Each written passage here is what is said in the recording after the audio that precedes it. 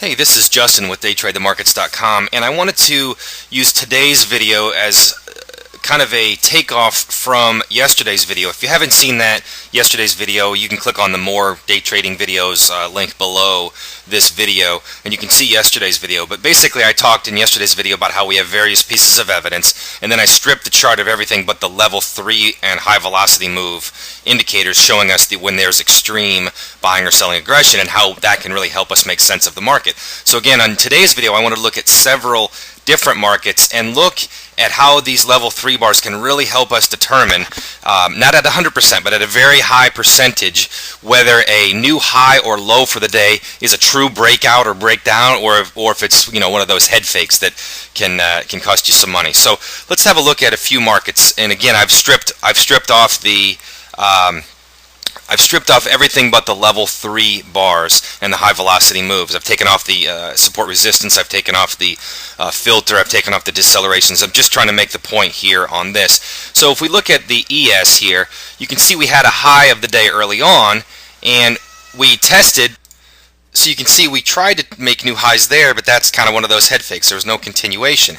However, a few minutes later, when we went and tested these highs again, you can see that it was on both a high velocity move and a level 3 bar.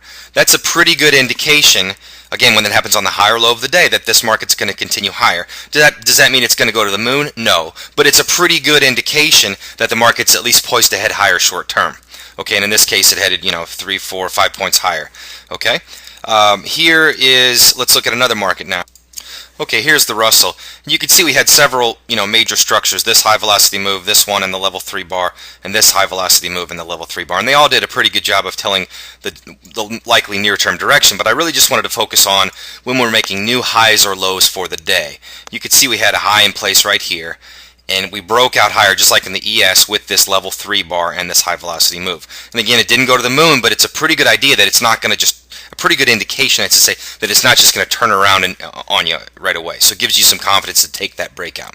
Okay, here is a look at the YM. Obviously, it's going to look similar to the other indexes. You can see we had a couple of level 3 bars there. And just as a side note, we do have various trade types that we like to take off of this software. And this is what I like to call the sweet spot trade, where you have a couple of level 3 bars that are basically one right after the other. You can see where they overlap right in here is usually pretty darn good trade location. But I just wanted to talk about the high of the day. So you can see when we made new highs of the days again here, we had a bit of a head fake. We didn't break out higher. But then when we tested again right here, we broke out on a high velocity move and a level 3 bar. So again, same story. It didn't take off forever, but it didn't turn right around against you. Okay. Next, let's look at a couple of energies. Let's look at crude and then natural gas. Let me fix this chart so it's a little bit bigger here. The crude here, again, this is a pretty active day in the energies, and here's the crude.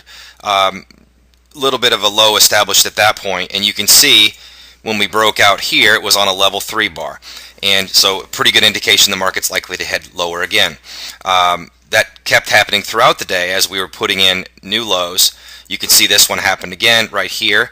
And obviously when you do this, you want to at least put your stop above the high of the level 3 bar, because that's our first expectation whenever we have one of these level 3 bars, especially on the high or low of the day, is that the high will hold if it's a selling LVA.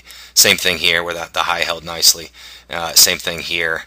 But you can see that as we're making new lows, we kept making lows for the day, and then we would break out with these level 3 bars. The market was likely to continue lower. Okay. Same thing in natural gas. If we have a look at that, again we have a low of the day in here.